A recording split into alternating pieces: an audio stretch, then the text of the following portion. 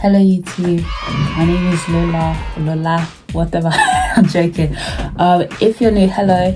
If you're not new, welcome back. I'm glad you're here again. So recently I hit the 200 subscribers milestone. Thank you so much for 200 subscribers. At least it was 200 subscribers when I last checked, so hopefully you're still there. Thank you so much for 200 subscribers. I really appreciate it. I'm trying to be more consistent for sure, definitely, because I do enjoy doing videos, but sometimes I'm like, I don't know, life gets in the way, or like I don't really have a topic. But I've made a list of like all the things I want to talk about. So yeah, welcome back to my channel. Today's topic will be God is not finished with you yet, and we will come back right after the intro. Bye bye.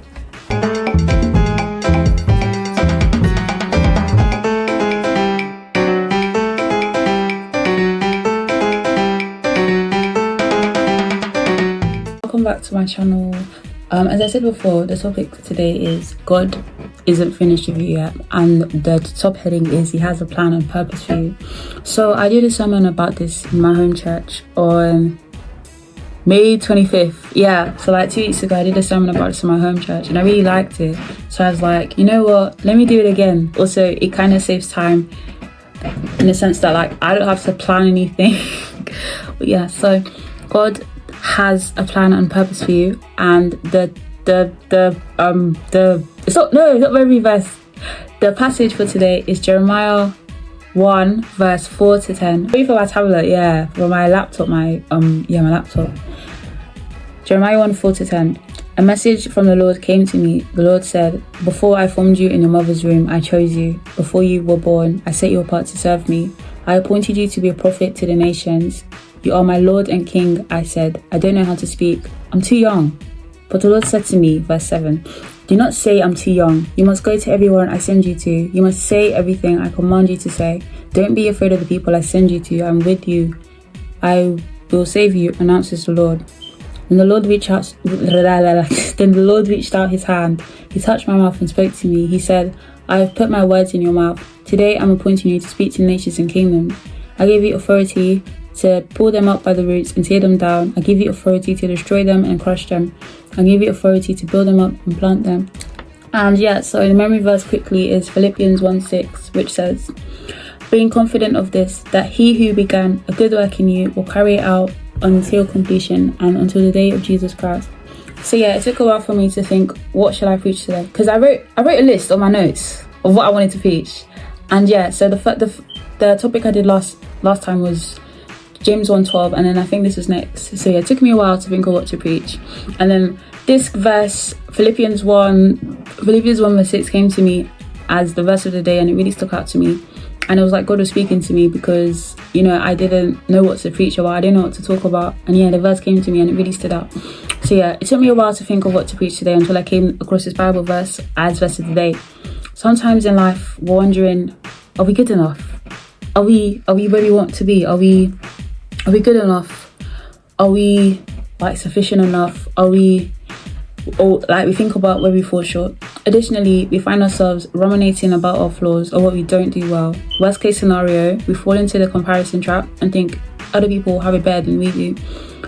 Or we develop grass is greener syndrome, meaning that like we think our lives would be better if we were someone else. And I feel like this has been cool because recently I've been watching a Mexican series on Netflix called La Casa de las Flores. So it's originally in Spanish, and it's about this family that they're a Mexican family, and like they're really rich. Everyone thinks they're perfect and stuff like that.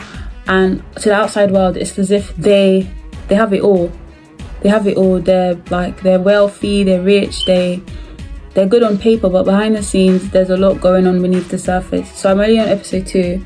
I'll have to watch it again, but yeah, I'm only on episode 2, and in the first episode, I don't want to spoil it though, but yeah, there's just not a lot of things are going on behind the scenes.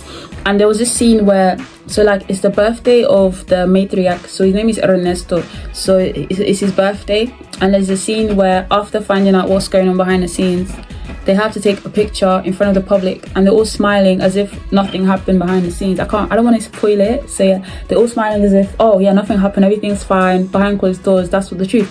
That really stood out to me, and it reminds me that like I don't really have social media like that. I'm not against it, I just don't really use it. But a lot of things you see on social media, it's not real life. It's like edited, it's like curated, stuff like that. And that's why you can all fall into the comparison trap. But you have to realize that like what you're seeing does not necessarily tell you the whole picture, as demonstrated in the, like I said, the Las Flores that I have been talking about. What you're seeing does not necessarily say the whole picture. And just because someone's smiling, maybe they're using a smile to hide up their pain, and that's something else I have to remember. Because me too, I have fallen into the comparison trap. I think it's very common. Like if someone's beautiful, if someone's smart, if someone's talented, or if someone has a skill that I want, like for example Spanish, right? If someone's like fluent in Spanish and I'm like, oh my gosh, I want their life, because they have a skill that I want. But just because they have that skill doesn't necessarily mean that their life is better. It doesn't necessarily mean that their life is good, because you don't know what's going on behind closed doors. And they might even, just because someone has a skill that you admire doesn't necessarily mean they're happy with that skill. Maybe yeah, they're fluent in Spanish, but maybe, you know, there's pressure to constantly speak it perfectly or constantly show it. Or maybe they're in a country where Spanish isn't their main language and they're trying to like adapt, but it's really hard. Or like maybe they have an accent and they struggle to communicate with other people, basically stuff like that. So yeah, and that's what I've written here, which is most likely untrue. The grass is greener, you know, because we don't know what's going on in someone else's life. We don't know what they're dealing with. Just because someone is smiling does not necessarily mean they're happy inside. It's not coming used to cover up pain or internal suffering. And that's what I like. That's what I try to do, because like if I haven't heard from someone in a while, not all the time, but if I haven't heard from someone in a while, I always make sure I check on them if I really care about them, because like you don't know what they're going through. And sometimes I will send like encouraging scripture or messages to people, just because you never know who actually needs it. And yeah, it can really make somebody's day. And what I've written here, I'm just reading from my laptop, but I'll also like pen out my own stuff. I'm gonna do this in parts so that it's not too long. I'm gonna make this at least 15 minutes. And yeah, we're often more self-critical of ourselves than with other people around us, and how we see ourselves might not necessarily be how others see us or how God sees us. After all, it makes sense. We're with ourselves every single day of this life. Like, we're gonna be with ourselves whether we like it or not. We're gonna be ourselves. We're not gonna be anybody else. Now that I think about it, I'm like, if I'm somebody else, who would be me? Like, who would be me? Who will have my talents? Who will have my skills? Who will have, like, my clothes will be different, my skills will be different, my talents, my birthday, my handwriting, my family, all of that stuff that I really care about, all of the things that make me, they'll all be different. And I don't want that. Like, exactly, I wouldn't even have, like, if I was somebody else, this channel wouldn't necessarily exist, because I'm them and they're me. And I don't want a situation where, like, yeah, because God, I like saying to myself, God gave you a fingerprint nobody else has, so you can make an impact nobody else can.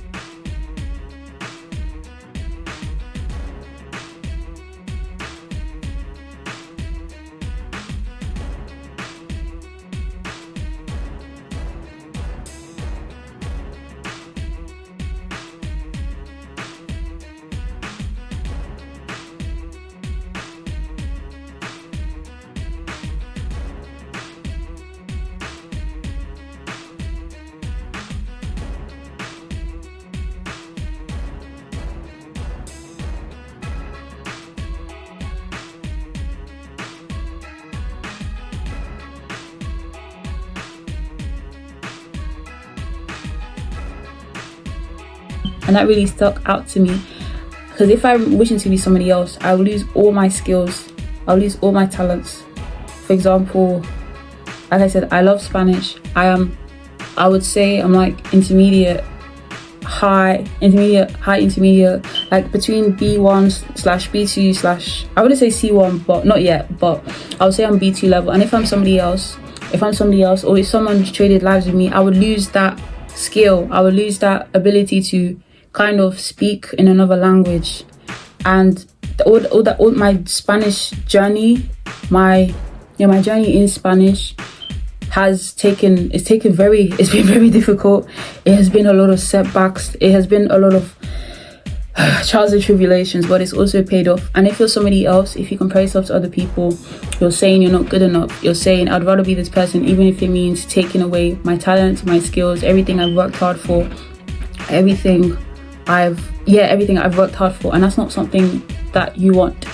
So yeah, many times we think we're not where we're supposed to be in life. We don't know how God can use our struggles for his greater good, to the point, like in the passage above, Jeremiah thought he was too young, quote unquote, for God to appoint him to speak to him. Yeah, but God reassured him, I believe in verse 5, before he was born, he already had us in mind and set us apart to serve him. Before we could walk, talk, or have dreams for ourselves, God already decided, this is what I want their life to play out. This is what I want to happen in their life 20 years from now, 10 years from now, 5 years from now. And it's also saying that, like, if God told you everything that was going to happen in your life, you would not be able to handle it, because a lot of things are going to go through in the future. It's not a straight line. Life is a series of ups and downs. And I saw that the other day. It was like, on a heart monitor, it goes up and down because life is a series of up and down. And when it's flat line, it means you're dead, because it means you cannot experience these ups and downs. And if life was just a series of ups, you'll get everything you want. You wouldn't necessarily appreciate what you have because it's given to you. And what I've noticed is I appreciate things more when I work hard for it, or when I waited for so long to have it, because I feel like it makes no sense, because, you know, you've worked hard, you've waited, you've been patient, and that thing is eventually given to you. But yeah, from Jeremiah's perspective, maybe it felt like he was a waste of space, or wasn't doing anything with his life. Maybe he thought he'd have a specific purpose when he hit a certain age, but that's not the case. And earlier I did say, sometimes we feel like we're not where we want to be in life. And I like to talk about society. So it's quite typical in society that, you know, you graduate at 8. No, you don't graduate at 18. You start uni at 18. You start university at 18. You graduate at 21. Or you get married at, 30. But everyone's different. Like for me as well, I've been in university for 4 years because I travelled abroad in Canada. I have videos about that. I'm probably gonna link it. Yeah, I've been in university for 4 years. Typical 3 people graduate 21. I'm graduating at 23. Like, hopefully I'm graduating at 23. People graduating at 21, and yeah. So life isn't like, there's not a one size fits all approach. There's not like what happens for everyone's path is different. What works for one person doesn't necessarily mean their path is the same as yours. Just because someone has achieved something earlier than you does not mean you're behind, does not mean you're failing. And that's something I have to remember. Everyone's path is different, and no two people are the same. Even twins as well, no two people are the same. And that's another thing. Yeah,